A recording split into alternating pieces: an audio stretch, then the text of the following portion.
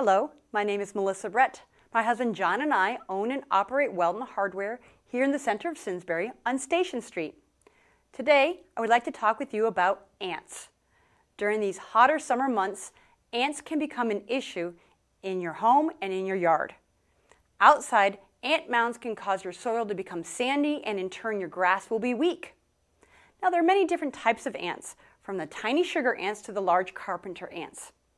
Here in Connecticut, there are three most common ants: indoor house ants, outside pavement ants, and the carpenter ants. Many summer fertilizers have an insect control that will kill existing pests, such as ants, fleas, ticks, spiders, and other such insects. Typical New England ant hills are small, usually pushing up the soil, looking more sandy than the rest of the lawn's topsoil. Now observe the hole to make sure it's not a ground bee nest. To destroy the ant colony, you could pour scalding hot water about 2 gallons into the hole. But remember, you may be just displacing the ants and not killing them.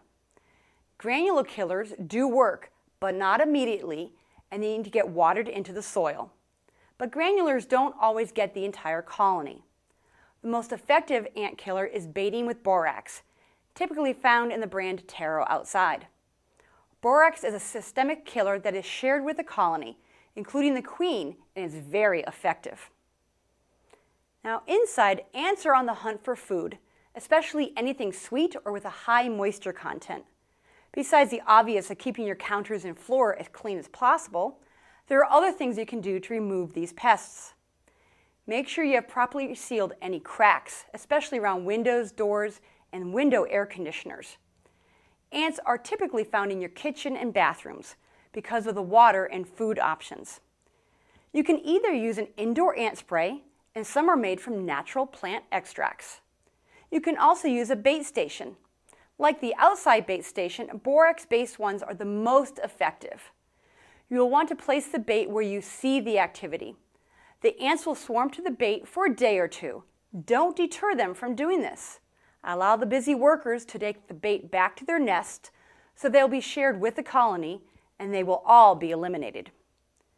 Now don't put out an ant bait if you don't see ants. You don't want to unnecessarily attract the ants with what they see as a treat.